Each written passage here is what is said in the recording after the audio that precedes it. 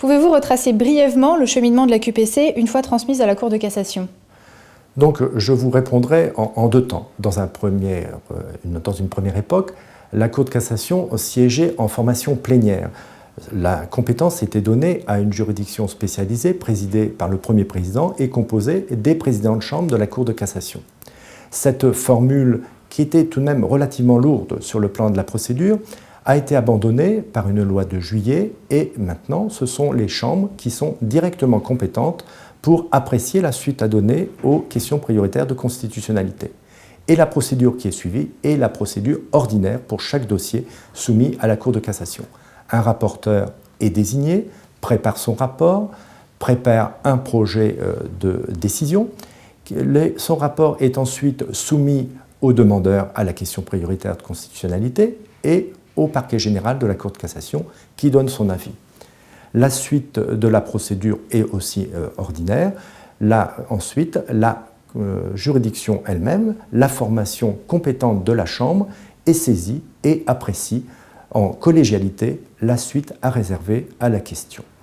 Donc nous sommes face à un processus contradictoire, tout à fait uniforme par rapport aux pratiques habituelles de la Cour de cassation en matière d'examen des pourvois. Quel est le flux représenté par les QPC ? Les QPC représentent une charge indéniable pour la Cour de cassation.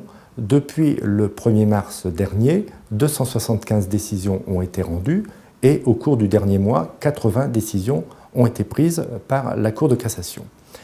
La répartition de ces questions entre les chambres est assez inégale puisque, à l'heure actuelle, ce sont essentiellement des questions d'ordre pénal qui sont posées. Le flux conduit la Cour de cassation à saisir très fréquemment le Conseil constitutionnel. Toujours au cours du dernier mois, 12 questions prioritaires de constitutionnalité ont été transmises au Conseil constitutionnel. Elles portent sur des domaines extrêmement divers. Ainsi, de plusieurs questions portent sur l'édiction de peines automatiques par certains textes, notamment en matière fiscale. Il y a eu aussi une question qui a été posée, par exemple, en ce qui concerne l'existence de la possibilité de prolonger la rétention d'une personne après la fin de sa garde à vue lorsqu'un dépôt existe dans le tribunal. Se pose à cet égard la question de l'égalité des citoyens devant la loi, dans la mesure où la personne déférée au tribunal de Paris se trouve dans la possibilité d'être retenue 20 heures de plus qu'une personne déférée devant un autre tribunal. Cette question a donc été transmise. Il y a eu aussi d'autres questions transmises par les juridictions civiles. La Chambre sociale a transmis une question sur la représentativité des syndicats et sur les conséquences qu'avait cette représentativité en matière de composition de certaines juridictions sociales. Par ailleurs, la troisième chambre civile a été amenée à transmettre une question qui met en cause un texte issu directement du Code civil de Napoléon. Quel est le rôle des avocats ? Alors, les avocats ne viennent pas plaider devant la Cour de cassation. Il y a un monopole qui existe pour les avocats au Conseil d'État et à la Cour de cassation. Par ailleurs, les avocats au Conseil ont pris l'habitude de déposer leur mémoire et ne viennent que très rarement plaider devant les chambres.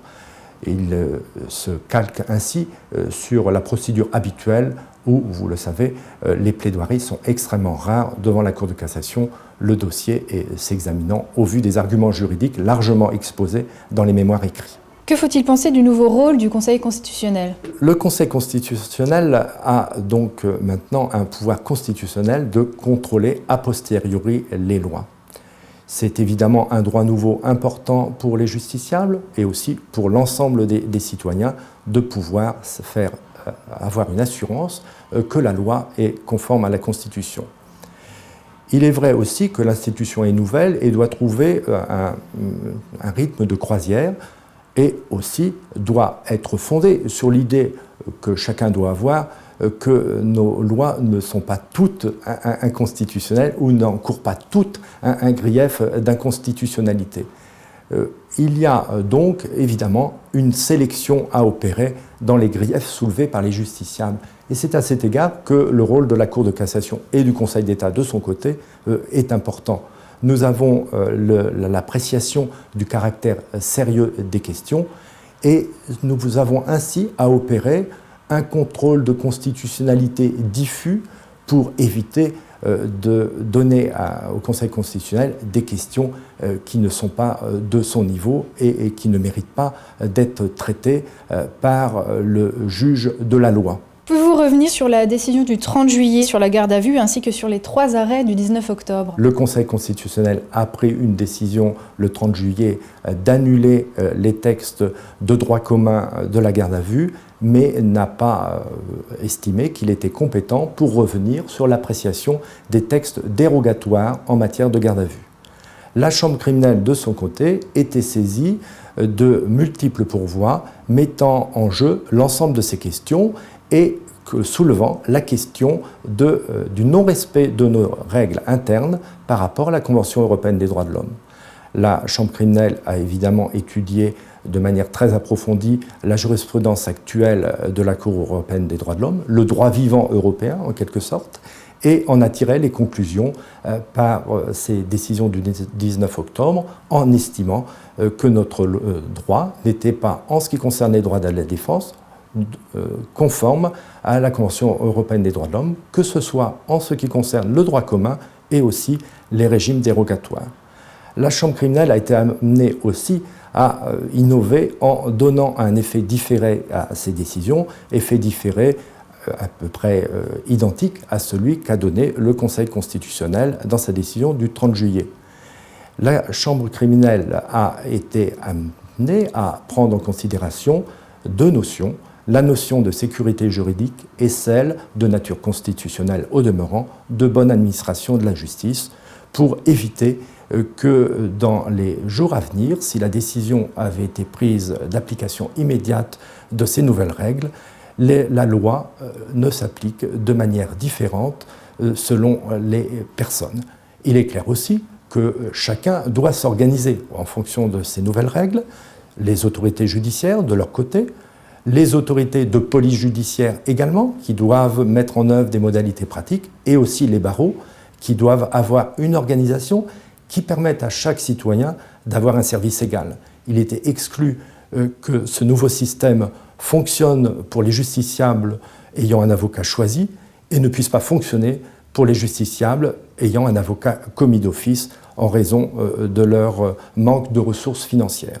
Donc ce sont ces préoccupations qui ont abouti à cette innovation importante, des faits différés, mais qui paraît justifiée amplement par la situation extrêmement nouvelle dans laquelle nous nous trouvions. Alors certains peuvent évidemment considérer qu'il s'agit d'un arrêt de règlement, mais d'autres pourront aussi mettre en avant l'idée que nous sommes face à une situation juridique entièrement nouvelle, que le Code Napoléon ne pouvait pas considérer.